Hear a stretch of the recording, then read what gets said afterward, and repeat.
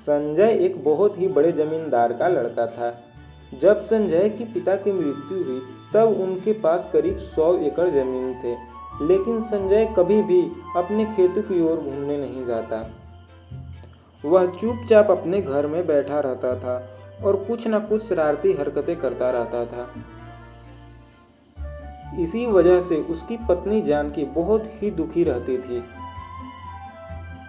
एक दिन जानकी संजय के पास जाती है। जी सुनते हो, पिताजी के गुजरे कई साल हो गए और आप सिर्फ चुपचाप घरों में बैठे रहते हो, कभी खेत के तरफ भी नहीं जाते। अगर हमारे खेतों में कुछ नहीं हुआ तो हम तो फिर सड़क पे आ जाएंगे। ऐसा कब तक चलेगा? अब हमें खेती करने की कोई ज़रूरत नहीं है जानकी। मैं एक ऐसा मिश्रण तैयार कर रहा हूँ जिसे किसी भी वस्तु पर छिड़कने पर वह तुरंत सोना में बदल जाएगा। आओ मैं तुम्हें दिखाता हूँ। ये देखो जानकी, मैं इतने दिनों से इसी में लगा हूँ। अगर यह तैयार हो गया तो फिर हमें पैसों की कोई ज़रूरत नहीं है। हम हर वस्तु को सोने में बदल देंगे। देखिए, ऐसा नहीं हो सकता है। इससे सिर्फ समय की बर्बादी ही हो सकती है। अगर हमें पैसा कमाना है तो हमें खुद मेहनत करनी पड़ेगी। लेकिन संजय जानकी की एक नहीं सुनता है। संजय की यह हरकत देखकर जानकी उदास होकर बैठ जाती है और सही अवसर का इंतजार करती है कि वह संजय को समझा सके।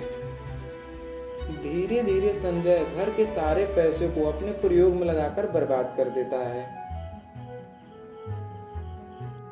जी सुनते हो, जरा बाहर तो आओ। क्या हुआ भाई? ठीक से काम भी नहीं करने देती तुम तो। हिमालय पर्वत से तपस्या करके गांव में एक साधु बाबा आए हैं। आप अगर उनके पास जाएंगे तो वो आपकी मदद जरूर करेंगे। अगले दिन संजय बाबा के पास जाता है और अपनी सारी बात बाबा को बताता है। अगर तुम अपने हाथों से केले के पौधों से 10 लीटर ओस की बूंदे इकट्ठा करके लाओगे तो यह संभव है। बाबा की बात सुनते ही संजय तुरंत वहां से चल देता है। घर जाकर संजय खुशी से नाचता है। अरे जानकी, बाबा ने उपाय बता दिया। फिर अगले ही दिन संजय अपने सारे खेतों में केले के पौधे लगवा देता है। ठीक 1 साल बाद ओस की बूंदों से भरा बोतल लेकर संजय बाबा के पास चल देता है। अरे बाबा जी, ये देखिए, मैं अपने हाथों से भरा ओस की बोतल लेकर आ गया। अब आप इस पे जल्दी कुछ कीजिए। फिर बाबा कुछ मंत्रों का जाप करते हैं।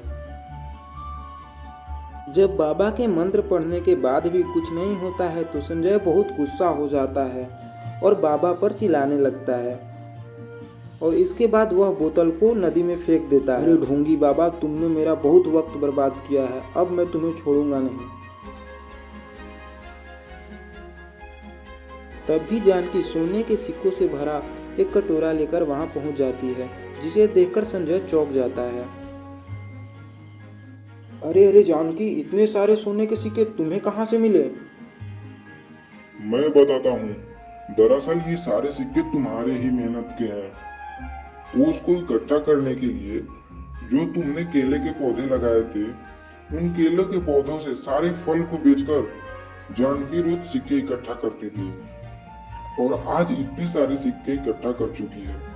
ये सारे सिक्के तुम्हारे ही मेहनत के हैं। और हाँ, ये जानकी और मेरा हम दोनों का प्लान था। जानकी तुम्हारे बारे में हमें पहले ही बता दी थी।